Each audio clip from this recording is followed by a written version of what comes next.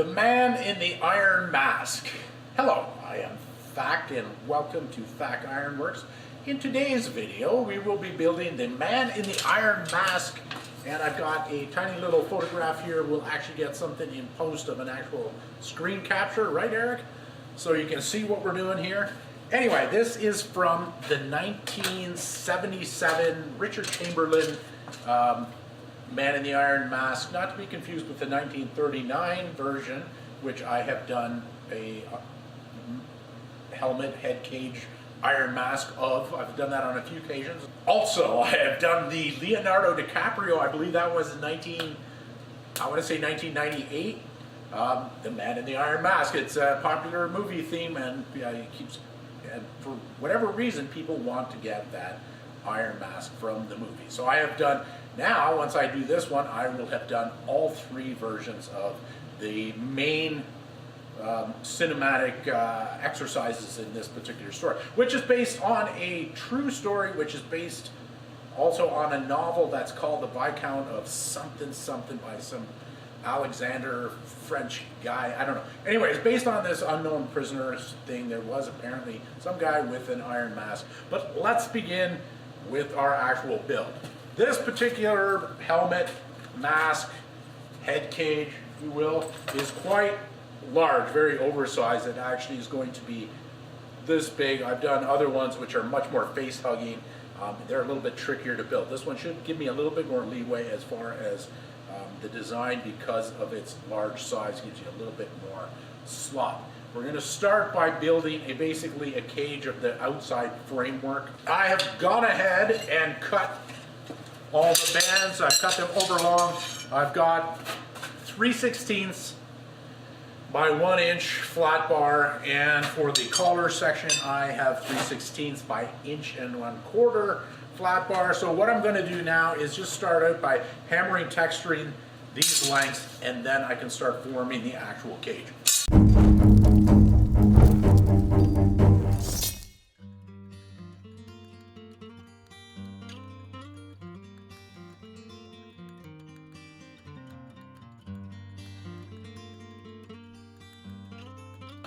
All right, so I've textured the first half of my bars for the framework, and now I've got my collar pieces in the fire. What I need to do is roll a barrel on either end of those pieces that I can then connect it together so the collar hinges. So I'm using 1/4 inch round is my pivot. That's going to be the rivet that goes into there. So I've just got to roll my barrel. Here we go.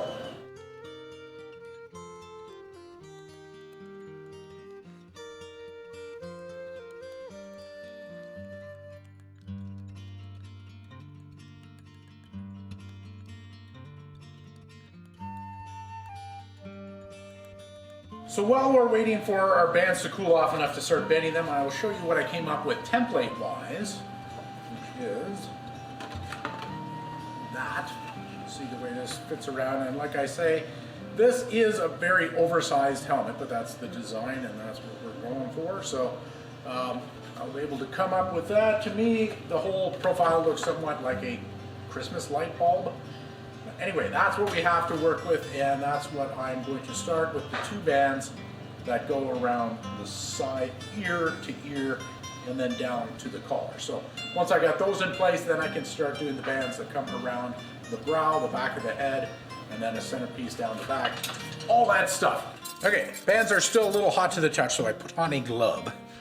What I want to do is find the center point, and then from there I will start curving it.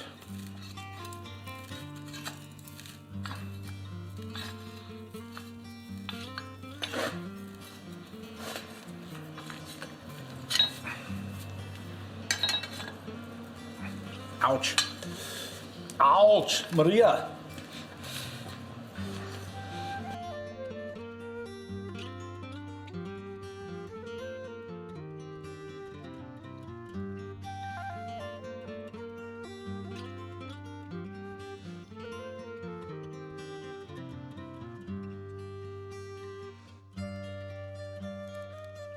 So the method of fastening according to the movie, was there's holes through here, and then a hot rivet went in, and they actually hammered the rivet shut, making a permanent closure so that it's permanently locked onto your head, no actual mechanical lock. We won't be doing that for my customer. I don't think he wants to be in there for extended periods of time. But I'll probably try to come up with something cool that's like a threaded rivet that you can create that sort of effect. Anyway, I am just in the process of getting this thing fitted on here, and then I weld it on, get it all into place, and then I can trim everything off. After we've got that, then we can actually get going on the sheet metal portion. So let's begin.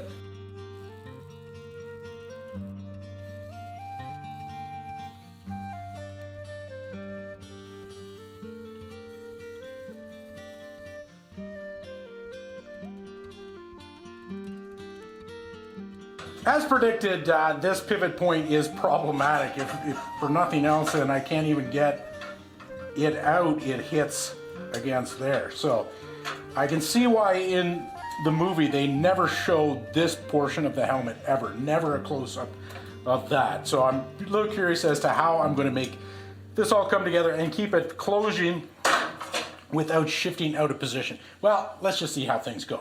So anyway, here we go. We've got our two halves now. What I'm going to do is clean all this up and do a little bit of fine tuning on that. This piece I hadn't attached because I needed to do a little bit of fine tuning there. So get them all welded in, everything ground, trimmed off so that we have our entire helmet. Then I can make the hinge for here. And once we've got this thing working totally without any sheet metal in, then we can start templating and pounding out some sheet metal to actually enclose this. Fun times ahead. Since we last spoke, I have gotten the frames to the point where they are welded and ground, and then I heated everything up to even it all out. Then I took a look at my photographs that I had for the movie images and laid out the holes approximately where they were, taking no especial care to keep things symmetrical, because I noticed in the photographs that everything's a little bit wonky and everything's a little off. So that's a really special luxury when you don't have to triple check every hole to keep the symmetry balanced really nicely. So I really enjoy making stuff like this when you can just kind of motor along at a fast pace and just put it together. Anyway, having fun. And then a hinge was created. You can see it's just roughed out here. These are two pieces of 18 gauge with a 1/4 inch rod, creating the pin here. So this will be the side hinge there. And then one can see that you can pull out the pin. These will come apart. So I'll get this affixed on here after I've got my infill panels in there and get that positioned on there correctly to do that, and then do whatever I need to do to gussy up the rest of the hinge, make it match. So that is coming up. Now we need to start template up for our infill pieces that are going to go in there, the sheet metal that's going to enclose this helmet. So let's just grab. So I just grab a random piece of cardboard here.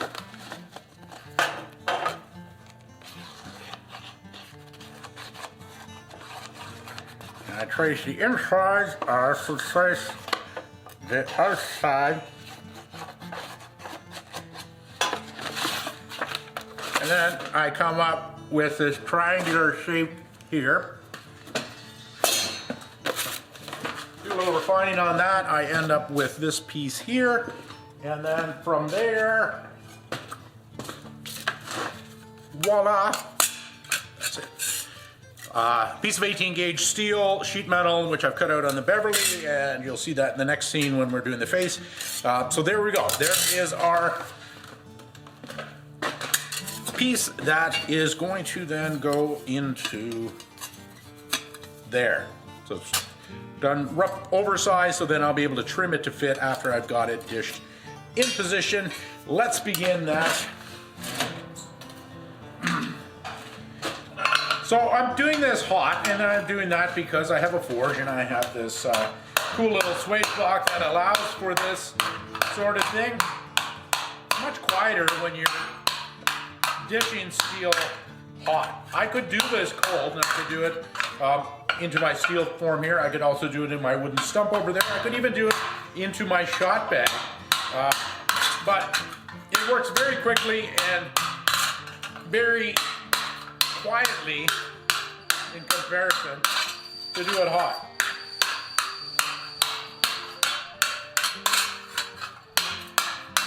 So I'm doing it hot.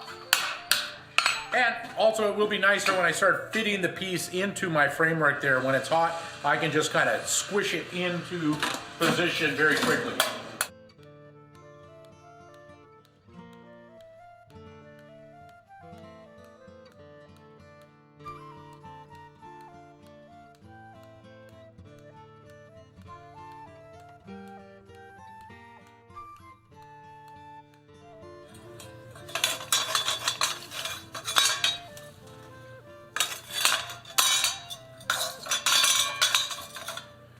Woohoo! Exciting stuff.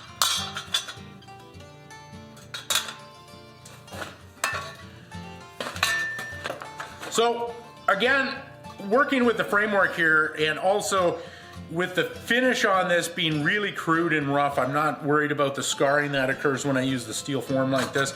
I don't really have to clean things up too much, and I'm not really taking all of the dents out.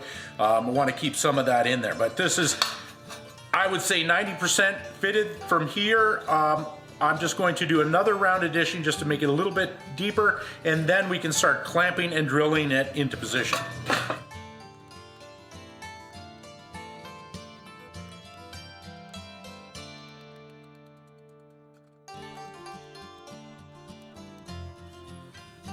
So I've now clamped it roughly into place there, and where I've got a close connection, I am putting a bolt through. So I've drilled it out using a 13/64. So we're going to be putting 3/16 rivet. 13/64 is like a nominal size above that. And I find you need a little slop when you're doing things like this. Otherwise, the holes really tend to bind up as I'm putting the bolts in and taking them out numerous times.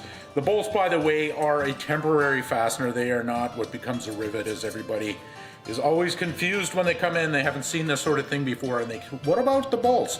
The bolts are only temporary. So I'm just using them to position things into place here. The nice thing about working it hot is that this piece has not work hardened. It's quite soft, so I'm able to massage it into place quite easily just using the vice grips as clamps.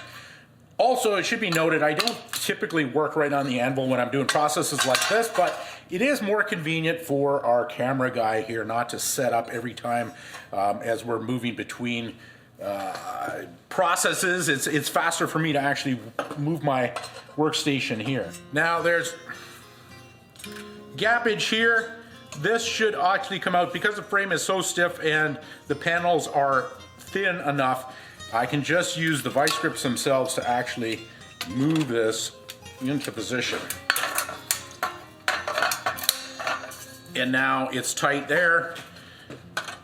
Easy.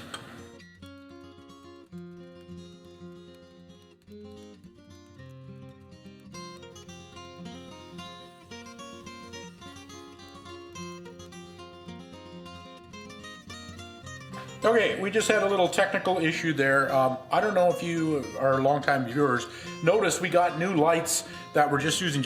We started on this video, Eric? Or did we use them on? We used at the end of the Gladiator helmet, but let us know if you're longtime guys if you notice any difference in our lighting. So we had the battery one here, and now we figured out what our battery life is. So we're back up to speed. So what I'm doing is just sharpening out where I'm going to trim my piece here.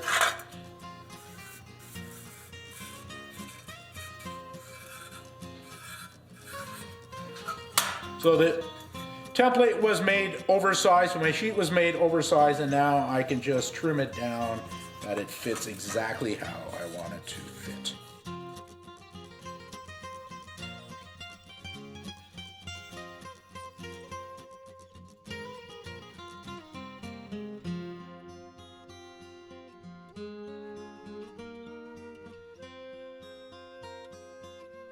I have got my rivet, a 3/16 by 3/8 long round head steel rivet. Goes into the hole there. I'm not using a rivet set. I don't care that I'm smooshing down the head a little bit. That's all part of it.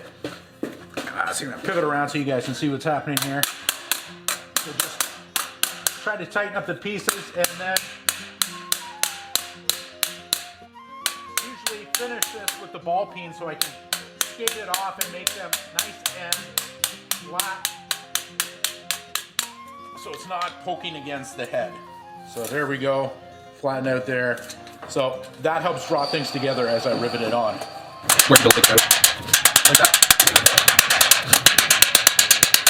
Guten Tag, gentle viewer. Welcome back.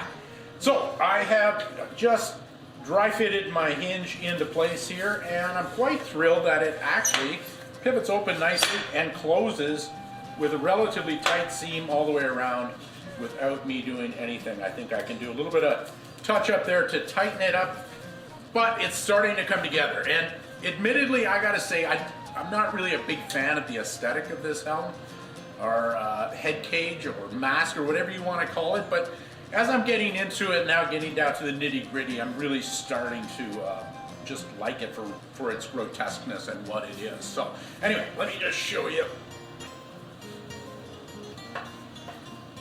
So there it is, a big loose fitting mask. Now what we need to do is start working on the face. And also, it has the little flap coming down the front and the back. So what I did a little bit of templating with cardboard template, and as near as I can figure, that should work out for the top part of the face. Once I have this rough formed, then I can template and make the lower part of the face, tie that together. Also, the same thing with the back, which comes basically flat off the back there. I just did a template like that, and then this is going to come down, roll that edge. Lots of fun ahead. So these templates became these cutouts, 18 gauge, which I've annealed so I can get into the working of. I think we'll start with this one and just start bending up the edge to fit it in.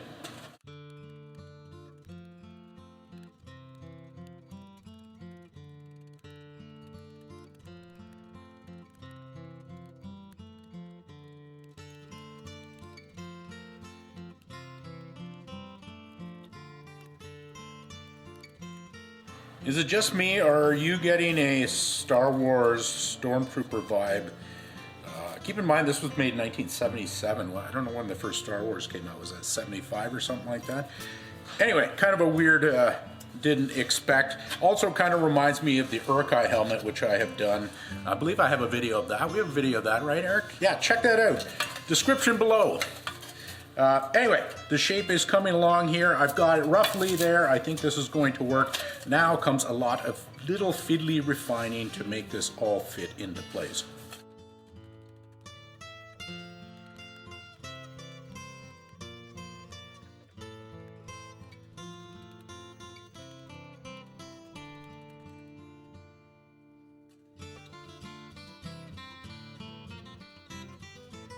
At long last, the final assembly. Let's begin. So already I have assembled all the back portion of this, including the little piece coming down there. I've got my hinge just roughed on for now. But the face, that's where it's all happening. So we've got this, and we need to add all these pieces in. Now let's just get right in.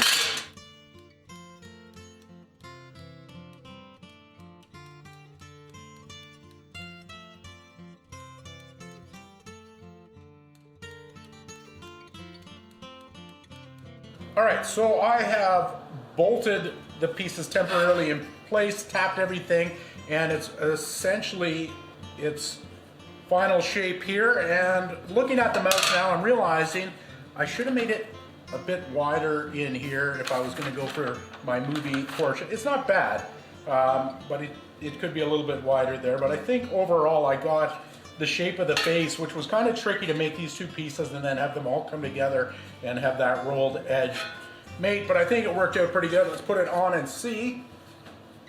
So you can see I am in here. I can, because of the large size of it, I'm able to move my chin. Otherwise it would be banging against there, but it just kind of moves back. And I think it works. And I need to now rivet it together.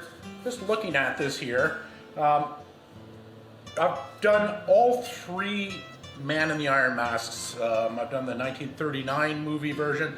I've done this, the 1977 I'm working on here, and also the 1998 Man in the Iron Mask with Leonardo. And they're all in a different design. This one is designed, I think, is maybe one of the most practical ones in that it's got a big mouth that you could eat. And I would say with something, a mouth like this, you could eat cylindrical foods. Things like maybe, say, a cucumber or banana would fit in there nicely, or even a pepperoni, I think, would fit into that opening quite nicely, if I do say so. But I digress. Let's move on. So, I need to drill out these holes, start the riveting, and then I will remove my bolts and just solid rivet everything, and then we can get to final assembling the two halves together. Here we go.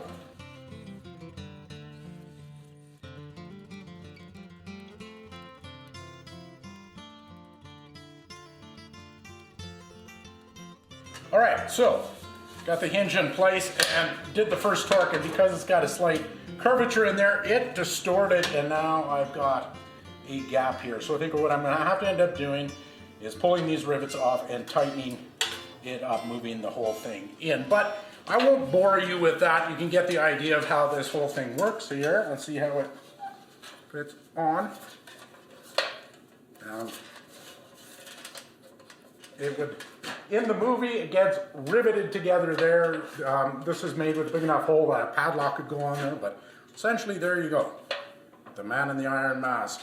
And this is uncomfortably heavy. To wear this for weeks at a time, as was portrayed in the story, would be massively uncomfortable, and all sorts of problems would happen with hygiene and muscles and posture and all sorts of things.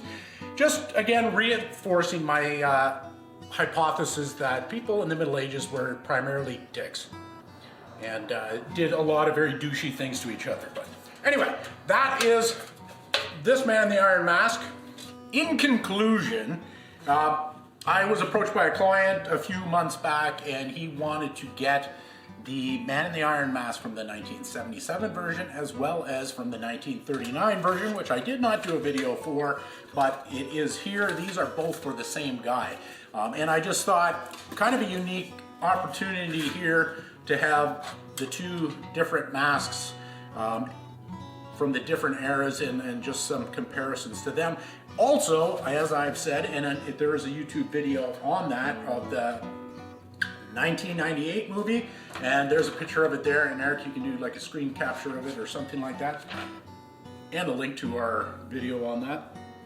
So doing all three of them, and actually last night I watched the 1939 movie. A few weeks ago I watched the 1977 version. I've seen Leonardo's version a few times, and they're all radically different telling of the story. Their plot lines are very different.